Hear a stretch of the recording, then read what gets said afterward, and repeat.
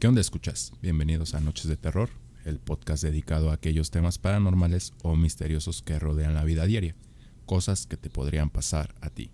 Mi nombre es Eric y como siempre me acompaña Alex. ¿Cómo estás, Alex? ¿Qué onda, Eric? Muy buenas noches, muy bien, muchas gracias. ¿Y tú?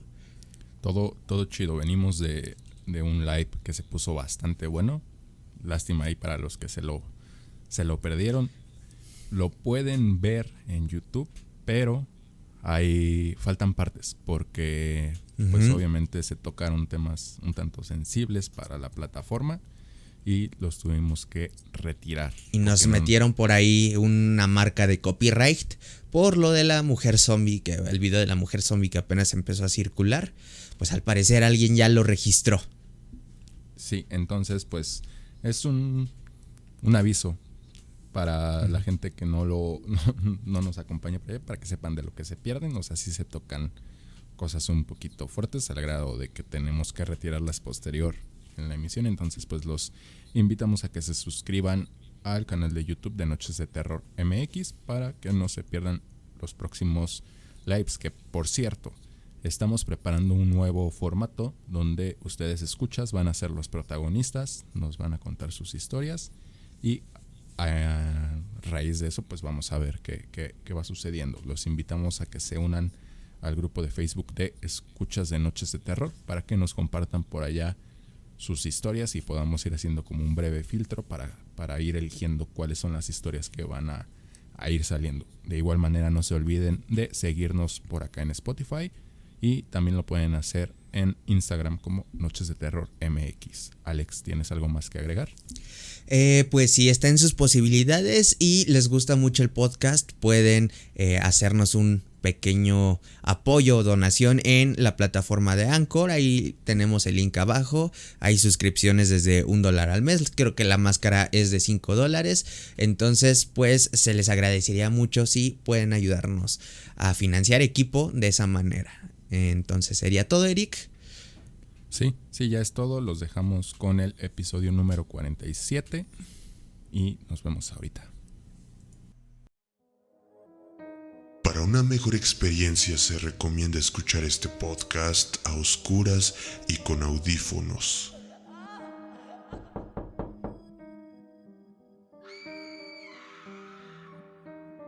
Bienvenidos a Noches de Terror.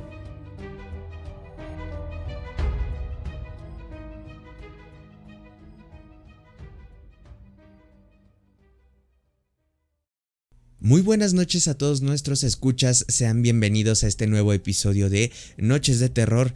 Eric, esta noche tenemos un tema bien denso, por ahí pues sí son un poco sensibles a este tipo de temas, que ya saben creo que para dónde vamos por el título que ya ustedes lo leyeron, o se me fue la palabra. Más que nada es un tema delicado porque es un asesinato, pero digo, aparte de ser uno de los más conocidos, la verdad es que, o sea, yo había escuchado hablar del caso, pero hasta ahora que lo investigué un poco para este episodio, me topé con las fotos reales y me arrepiento de haberlo hecho. De verdad me arrepiento. Te voy a decir algo, güey. No tendría por qué decirlo. Pero bueno, últimamente ya empecé a redactar, mis propias investigaciones de lo que voy leyendo, voy escuchando, voy viendo. Hago mi propio texto, mi propia narración para poderme apoyar. Pero mientras estaba haciendo esto, empecé a sentirme pesado, güey. Me empecé a sentir muy triste y es algo que tiene de especial o caracteriza algo de lo que vamos a estar hablando más adelante. Pero sí, por eso, y no es broma, les digo que es un tema muy, muy denso. Muy denso. Que aparte es uno de los asesinatos sin resolver, yo creo que más famosos. Sí, justamente. De los top. Así es, Eric. Comencemos, Alex. Estamos hablando, y como ustedes ya lo pudieron haber leído en el título de este video, del caso de la Dalia Negra. Entonces, bueno, todo comienza una mañana del 15 de enero de 1947 en el distrito de Leimert Park, al sur de Los Ángeles, California, cuando Betty Bersinger caminaba con su hija de 3 años en una calle que se encontraba dentro de una zona de construcción. De pronto, la hija de esta señora le dijo: mira, mamá, un maniquí. Sin embargo, algo no encajaba dentro de la descripción que le dio esta niña a su mamá, por lo cual procedió a acercarse para echar un vistazo de qué era lo que realmente había ahí. Y horrorizada se percató que lo que había visto su hija no era un maniquí, sino más bien se trataba del cuerpo de una mujer que, si bien se encontraba partido en dos, no tenía rastros de sangre. Ok, de hecho todas estas características que les vamos a dar acerca de ese cuerpo, guárdenlas porque nos van a servir para posteriormente debatir de qué fue lo que pudo haber pasado. Ok, bueno, esto además de que se le suma, o sea, ya de por sí era muy aterrador esto, se le suma que el cuerpo de aquella mujer tenía un corte conocido como la sonrisa de Glasgow. Estamos hablando, para los que no ubican este término, de lo que podemos apreciar en el personaje del Joker, que es básicamente una cortada que va de la comisura de los labios a las orejas de la persona. De hecho, también esto es está muy presente en la leyenda de la chica que fue, o sea, que tiene tijeras en Japón, se me fue el nombre. Es un... Ya, a mí también se me fue el está muy complicado, pero sí. Es la mujer del cubrebocas. Ajá, exactamente, ella misma. Entonces, bueno, además de esta sonrisa de Glasgow, así es el nombre de este tipo de corte, sus vísceras habían sido removidas. Además de que había presencia de marcas de violencia que indicaban que aquella mujer había sido atada de manos por aproximadamente más de 3 días. Y marcas de cigarrillo, cortes y laceraciones. O sea, el estado del cadáver era atroz, estaba totalmente violentado. Sin embargo, el asesino o la persona que fue a botar a este terreno baldío el cuerpo fue muy cuidadoso. O sea, le removió las vísceras. Básicamente bañó el cuerpo, lo limpió para que no tuviera rastros de sangre. Y aparte, digo, esto ya lo supe después de que hice esta pequeña investigación, me topé con que le hizo manicure y pedicure al cuerpo. O sea, bien pinche cínico este vato.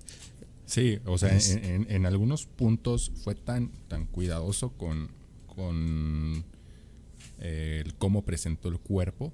Pero las marcas de daño físico que tenía esta chica, que ahorita vamos a conocer quién era, sí estaban muy pasadas de lanza. O sea, incluso se habla de que uno de sus senos estaba prácticamente desprendido. O sea, sí, hay muchísimos más detalles, pero ya no los quise redactar porque sí están muy fuertes. O sea, no, ya no tiene caso. O sea, ya creo que con esto basta para darnos una idea de qué tan atroz fue el hallazgo y lo que posiblemente pudo haber pasado esta chica de nombre Elizabeth Short. Entonces, Eric, no sé si nos puedas platicar un poquito más de quién era Elizabeth Short.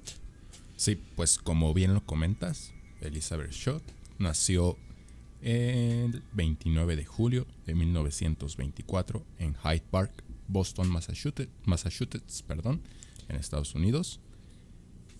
Falleció el 15 de enero de 1947 a los 22 años en la ciudad de Los Ángeles, California. La causa de la muerte es denominada como traumatismo físico. Elizabeth fue educada en Mitford por su madre, de nombre Phoebe Mau Sauer, después de que su padre Cleo Short los abandonara a ella y a sus 4 hermanas en octubre de 1930, simulando un suicidio tras dejar su coche en un puente.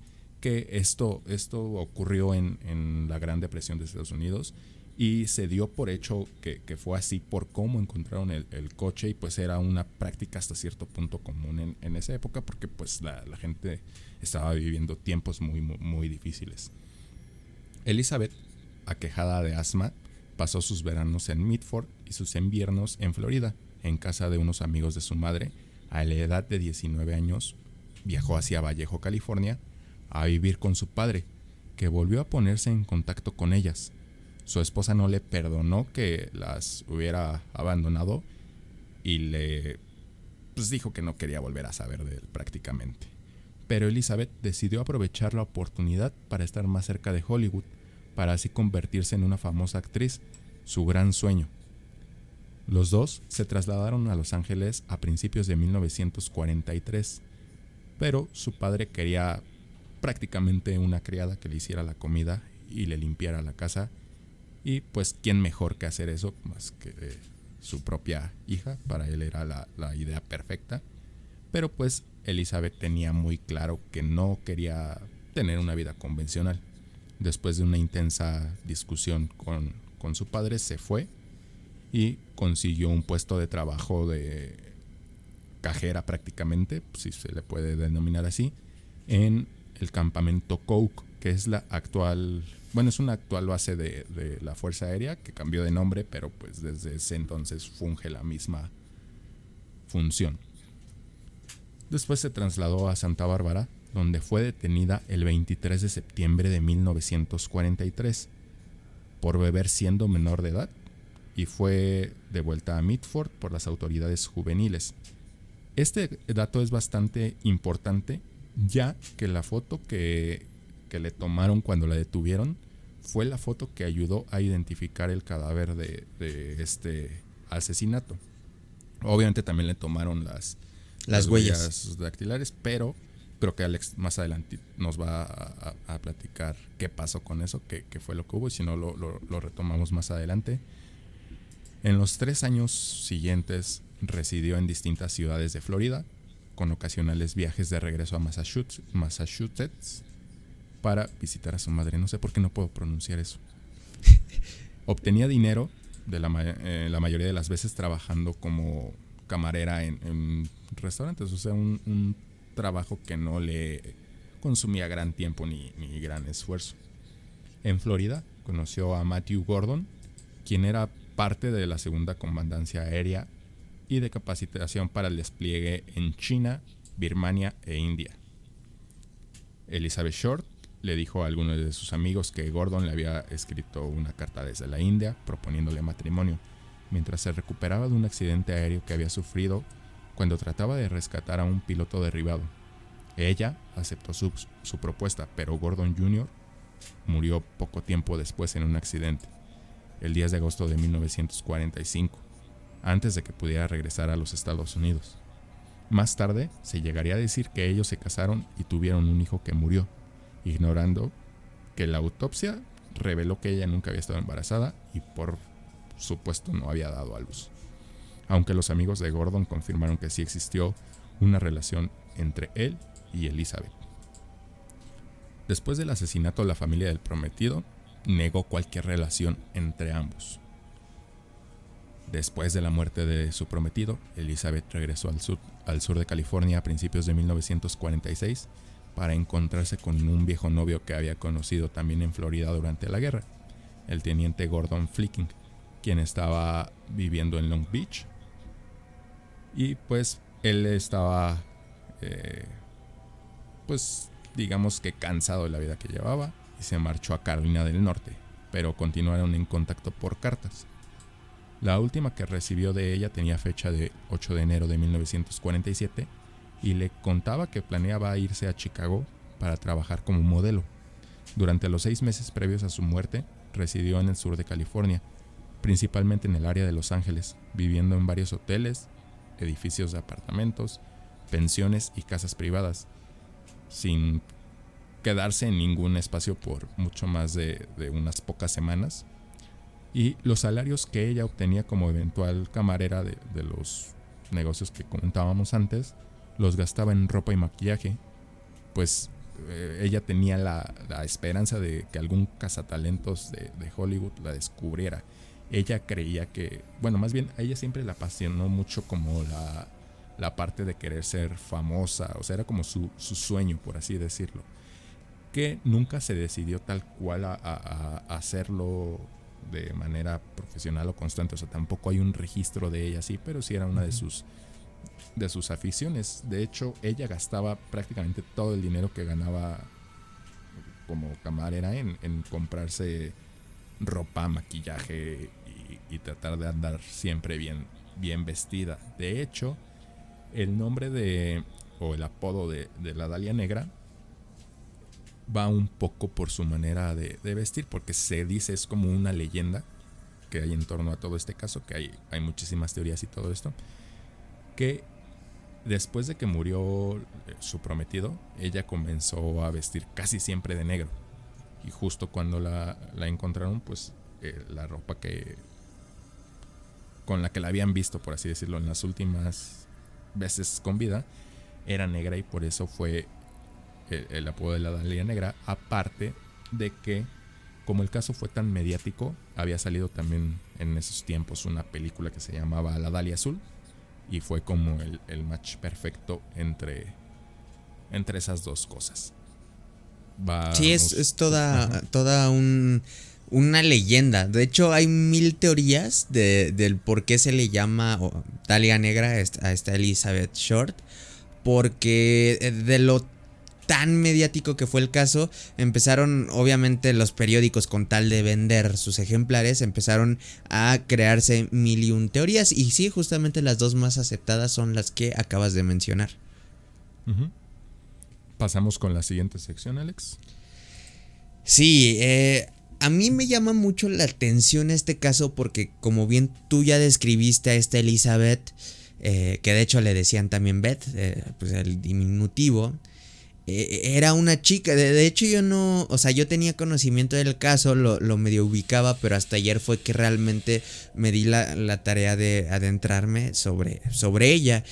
Y te das cuenta que era una persona sumamente común, con muchos defectos, con una vida quizá un poco pues triste, pesada, y que al final de cuentas era solo una chica de 22 años, 21 años, que tenía toda una vida por delante y tenía muchos sueños, güey. Yo creo que esto es lo que vuelve más aplastante este tema y te hace preguntarte quién pudo haber sido eso y por qué pudo haber hecho eso, ¿no? O sea, quién pudo haber hecho esa atrocidad. Entonces hay muchas teorías, obviamente, como es uno de los casos más misteriosos y que por supuesto no está resuelto. De hecho, hoy en día la carpeta de investigación se puede decir que sigue abierta porque el departamento de policía de ese lugar no lo ha podido cerrar, ya que no cuentan con las pruebas suficientes para cerrarla. O sea, es un caso tan disperso que ni la misma policía lo ha podido cerrar. Sin embargo, como en todo caso misterioso, han salido muchas teorías y muchos investigadores tratando de darle una solución a este problema. Entonces, Eric, no sé si te parezca que yo lea, ¿quieres que yo lea lo que redacté sobre una de las teorías más aceptadas? Sí. Va. En 2013, bueno, cabe mencionar que esta teoría ya es muy vieja, pero quise contárselos o traérselos al podcast porque me llamó mucho la atención quién publicó el artículo. Y estamos hablando de que en 2013 León Krause, el cual es un periodista mexicano, yo creo que ya muchos de ustedes lo reconocerán, entrevistó a Steve Hodel, un hombre que fue detective policial en la zona de Hollywood, pero que también era hijo de George Hodel, un célebre cirujano angelino de la década de los 30 y 40. Guárdense por favor bien este dato de que era un cirujano plástico, ¿ok? Por aquellos años la familia vivía en una mansión diseñada por Lloyd Wright, en lo alto del norte de la ciudad, donde organizaba fiestas teniendo como invitados a celebridades de la talla de John Huston, el cual fue un director de cine, o Man Ray, el cual era un artista visual. En 1950, sin embargo, el padre de Steve dejó abruptamente aquella vida de lujos y escapó rumbo a Filipinas, un poquito curioso, ¿no? Donde estableció un consultorio y ejerció por años. Fue en Oriente donde conoció a su última esposa, con la que regresó a Estados Unidos décadas más tarde. Otra vez más curioso, pero bueno. George Hodel murió en San Francisco.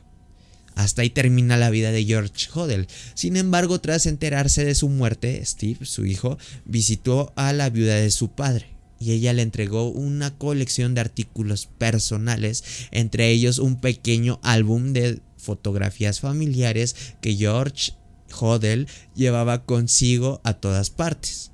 Entre las imágenes estaba el propio Steve, su madre y sus hermanos, pero casi al final de este álbum fotográfico había una imagen que le resultó muy llamativa, pero también desconocida. Era de una mujer de piel muy blanca y cabello oscuro que parecía profundamente dormida, casi colapsada. Por razones diversas, muchas de ellas casi inexplicables, Steve pensó de inmediato en la Dalia Negra. El parecido no era definitivo, de hecho, a decir verdad, era insuficiente para poder concluir que se trataba de Elizabeth Short. Pero la curiosidad del ex detective no lo dejó en paz, así que comenzó una búsqueda que lo llevó a concluir algunos años después que su propio padre había sido el asesino de la célebre Dalia Negra. Steve también advierte parecidos muy singulares entre la manera como fue exhibido el cuerpo de la Dalia en la escena del crimen y un par de obras de Man Ray. De hecho, justamente esta teoría tiene una pequeña derivación en que los asesinos, bueno, el asesino no fue uno, sino fueron dos, justamente el cirujano plástico George Hodel y Man Ray, quienes dicen, bueno, muchas personas aseguran que este vato tenía unos gustos un poquito raros, extraños, y tan así que se pueden llegar a ver plasmados en sus obras. Bueno, este personaje, Man Ray, era el gran amigo y mentor artístico de su padre, de George Hodel. Un último dato de cientos que incluye la investigación es que está comprobado que el asesino usó sacos de cemento para transportar el cuerpo de la Dalia Negra hasta el terreno baldío donde fue descubierto.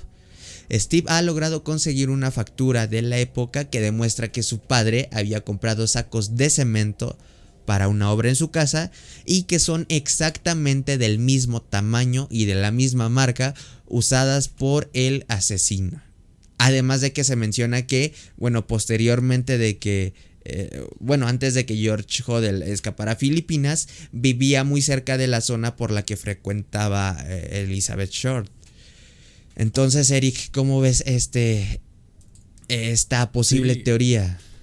Esta teoría, digo, es muy extensa y se dice que es la más aceptada porque solo un experto habría podido ser capaz de dejar el cadáver en el estado en el que se encontró. En concreto, había sido sometido a una hemicorporectomía. Así lo voy a decir despacio. Que hemi supongo viene de la etimología. Bueno, o sea, la etimología hemi es de mitad, ¿no? De hemisferio. Mitad. Es decir, su cuerpo había sido seccionado por la mitad a la altura de la espina lumbar, en la única parte que puede ser cortada sin romper un solo hueso.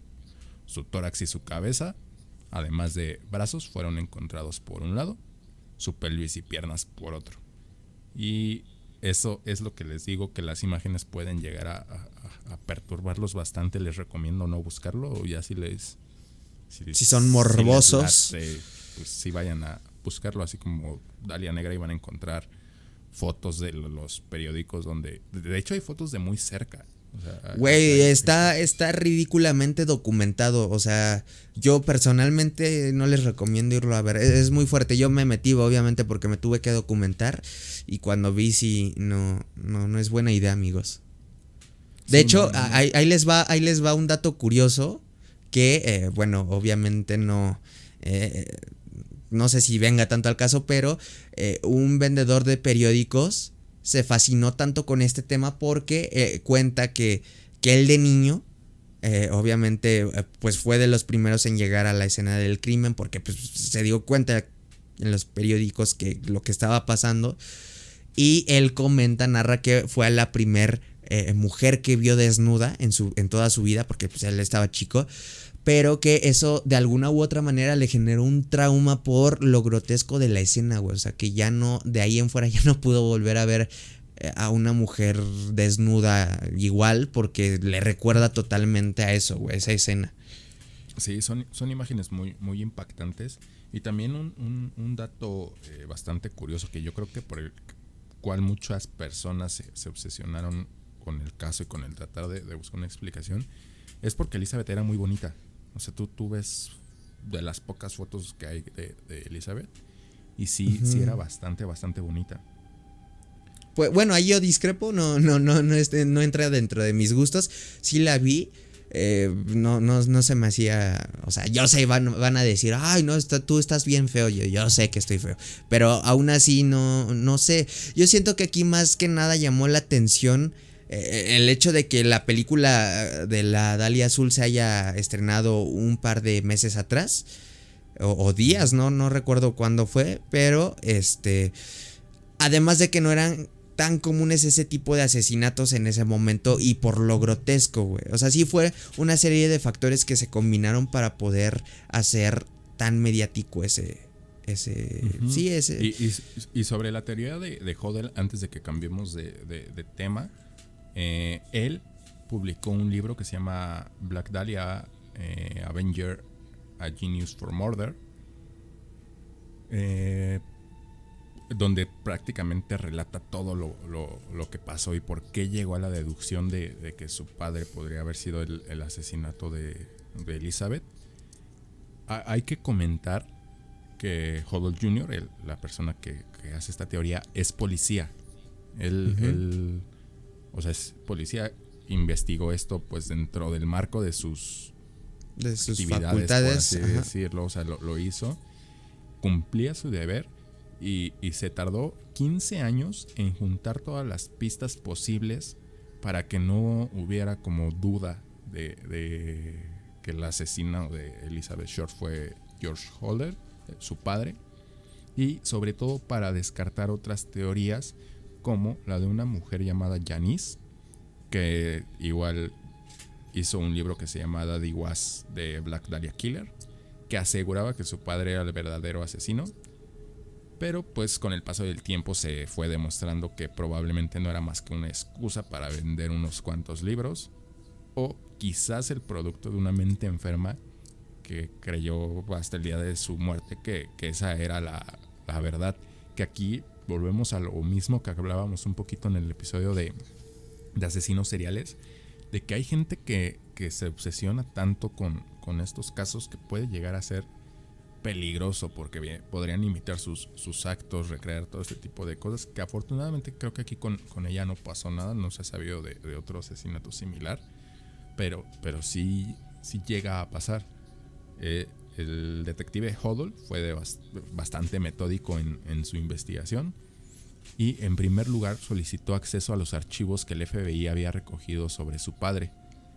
Envió las fotografías que había encontrado entre las pertenencias de George, como lo dijiste hace unos momentos, y los textos que él tenía, que aquí resultaron que no había una coincidencia tan alta en la tipografía, pero justo encontraron las 10 bolsas de cemento que comentabas, y esto fue uno de los puntos más importantes para llegar a esta conclusión. 6 semanas después de que se analizaran varias pruebas en laboratorio y todo esto, la investigadora que ayudó al oficial Hodel le respondió con la siguiente afirmación: gracias a un gran trabajo detectivesco fantástico llevado a cabo por su hijo Steve, el nombre del Dr. George Hodel vivirá por siempre en la infamia. Eso quería decir básicamente que a todo lo que a él respectaba, las pruebas eran más que concluyentes para afirmar que él había cometido el crimen. Él pues habló con su hermana y le dijo: nuestro padre es un maníaco homicida. Gracias a él y a su ímpetu terminó de escribir el libro que lo lanzaría a la fama, Y pues aquí ya comienza a surgir otras situaciones un tanto más mediáticas, pero así es como se llegó a la conclusión de esta teoría. Y cabe mencionar, bueno, me gustaría antes de terminar con este tema, que se menciona o mucha gente piensa que no se hizo nada al respecto porque como estaban en Hollywood y las personas que posiblemente estaban involucradas en este crimen tenían un poder muy alto, güey. O sea, estábamos hablando de Hollywood. Como pasa hoy en día se sabe que hay cosas que suceden en Hollywood que no se platican, se saben, pero quedan impunes. Entonces, justamente lo mismo, por ahí se habla de que hubo corrupción en el departamento de policía, que se taparon muchas cosas y obviamente hoy en día a la policía, o sea, a ese departamento de policía ya no le convendría que salgan a la luz estas cosas o que se resuelva este crimen, porque pues habría que investigar a más personas que de alguna u otra forma fueron partícipes, no necesariamente matando a Elizabeth, pero sí pues prácticamente tapando, ¿no? Tapando la cloaca. Uh-huh. Sí, es bastante profundo el tema, por así decirlo. O sea, sí es un tema bastante delicado y con el cual pues mucha información que en su tiempo fue tal vez encubierta, como bien lo comentas, pero pues es justo lo cual lo hace uno de los casos sin resolver más famosos. Así ahora, es. Alex, alrededor de este asesinato hay una serie de leyendas, por así decirlo. Sí. Es todo, es muy complejo. Pero te late si bueno, ya dijiste uno de los datos curiosos, lo que planeaba justamente después de esta sección o esta parte de la historia era decir unos datos curiosos, y el primero era que pues si Elizabeth Short se le dio el apodo póstumo de la Dalia Negra, perdón, debido a que unos días antes de su muerte se había estrenado esta película, La Dalia Azul, que tenía un parecido en el hecho de que la película trata sobre una chica que desaparece y posteriormente es encontrada muerta. Y la segunda o el segundo dato curioso tiene que ver un poquito más con videojuegos, y es que en el videojuego GTA V, Grand Theft Auto V, el cual por cierto casualmente está ambientado en Los Ángeles, hay una misión oculta en este juego que se llama El misterio de Leonora Johnson. Y bueno, este personaje, Leonora Johnson, es un personaje ficticio que en el universo de GTA era una actriz que fue brutalmente asesinada de manera muy similar al caso de la Dalia Negra, sino prácticamente un copycat. O sea, sí hay algunas variantes en la historia y en la forma en cómo fue asesinada, pero es prácticamente la misma base.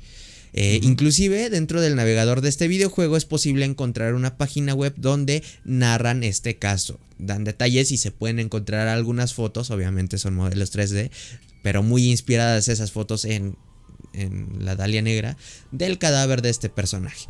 Una vez reunidos... No, termina. Bueno, básicamente la misión trata de reunir estos 50 fragmentos de una carta, y una vez reunidos accederemos a esta misión donde, bueno, se nos devela quién es el asesino de la actriz y podemos tomar una decisión. Entonces ahí, por si tienen GTA V, que ya es un juego muy accesible hoy en día, muy barato y muy accesible, les invito a darle una checada a esa misión. Perfecto. Y otro dato curioso, que es lo que iba a comentar, es que en la actualidad en el Hotel Baltimore se sirve un cóctel que se llama La Dalia Negra, realizado con vodka, licor de frambuesa negra y Kahlúa. La bebida dicen que tiene un sabor amargo. Ok. Es otro dato curioso. Sí, sabía del...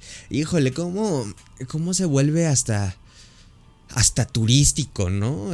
Una tragedia de este vuelo, algo muy llamativo porque estoy seguro que, y de hecho creo que sí sucede, que hay algunos tours que se enfrascan en esta historia, ¿no? Como que su punto fuerte, el platillo fuerte, es esta historia. Qué triste, o sea, digo, está bien porque pues O sea, al final de cuentas es parte de la cultura de ese lugar, pero qué triste que algo tan desagradable y tan feo y que no debería pasar se vuelva así de mediático y turístico.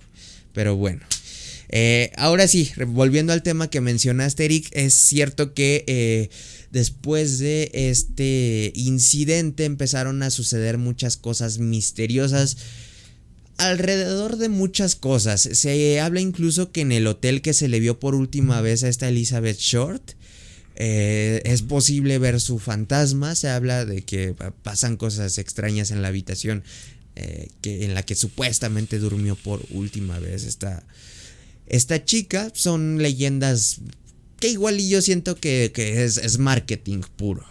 Lo que sí me llamó mucho la atención es que pues en 2015 llegó a los teatros mexicanos una adaptación de la obra inglesa del mismo nombre del caso, La Dalia Negra. Obra que fue originalmente escrita por John Rickman y bueno, se publicó en Inglaterra esta obra. Y posteriormente fue adaptada por Pedro Ortiz de Pinedo, productor de La Secu, y producida tanto por él como por su hermano Jorge Ortiz de Pinedo. Ya sabemos, creo que todos conocemos a este actor y productor, el cual encarna a uno de los protagonistas de esta historia, junto con otros renombrados actores mexicanos como el difunto Fernando Luján y Darío Ripoll. Sin embargo, y lo que nunca se esperó el público ni los productores y actores, es que a raíz del estreno de esta obra de teatro comenzaron, o se dio pie más bien a que ocurrieran una serie de sucesos paranormales. Hay muchas historias y variantes de lo que sucede en torno a esta obra de teatro. Incluso una fue publicada y haciendo cita al Relatos de la Nocheverse, fue publicada en este canal. Sin embargo, la busqué y al momento en el que pues estamos grabando esto, esa historia no sé si fue por censura, no sé si no sé qué pasó, pero la historia ya no está disponible. Entonces voy a tratar de acordarme ahorita en unos momentos para contárselas. Ya ustedes me corregirán porque definitivamente no me acuerdo. O sea, tiene 2 o 3 años que salió esa historia y yo soy alto consumidor de Relatos de la Noche y de plano ya no me acuerdo de qué trataba esa historia. Pero bueno, entre todas estas historias, muchas personas afirman que durante las funciones de esta obra de teatro, la vibra del lugar tiende a sentirse muy pesada y negativa, que era lo que les mencionaba hace rato. Yo mientras estaba escribiendo y redactando todo esto, la verdad es que digo, ya lo voy a decir, terminé llorando en mi cama, güey. O sea, de verdad me sentí agobiado, triste por esto, güey. O sea, nunca me había pasado con... Era una joven que tenía toda la vida por delante, tenía 22 años. Sí, está muy cabrón este caso. O sea, por eso no he querido hacer ni chistes ni nada, porque no, de chistoso créanme que no tiene nada. Y sí, terminé llorando en mi cama. O sea, no obviamente así de pero sí, güey, sí se me terminó saliendo una lágrima. Y sí noté que mi casa en general se empezó a sentir más sola, güey, como que más pesada. Pero bueno, sí, se afirma que la vibra del lugar tiende a sentirse muy pesada y negativa. Y abriendo un paréntesis, bueno, esto ya es lo que acabo de contar. Mientras que, bueno, algunos pocos asistentes de la obra juran haber visto a una persona parada a un costado de las bambalinas y la describen como una mujer de aspecto muy extraño, puesto que está vestida totalmente de negro, con un vestido negro, pero hay personas que dicen que durante la función hay asientos que obviamente pues igual y no se compraron, están vacíos, igual y no fue un buen día de función. Pero justamente durante estas funciones vacías en las que no hay muchas personas, sale gente del teatro diciendo que al lado de ellos o hasta cierto punto unos asientos más para allá o más para acá, pudieron ver a una mujer con el rostro desfigurado y esta sonrisa de Glasgow, ya representativa de este caso, que los volteó a ver. O sea, mucha gente afirma haber visto a la Dalia Negra en la propia obra. ¿En qué se basa la historia de Relatos de la Noche? No me acuerdo, pero a grosso modo, y lo poco que recuerdo es que una chica acude a ver esta obra de teatro y empieza a notar justamente lo mismo, que se está sintiendo un poco más pesado el ambiente.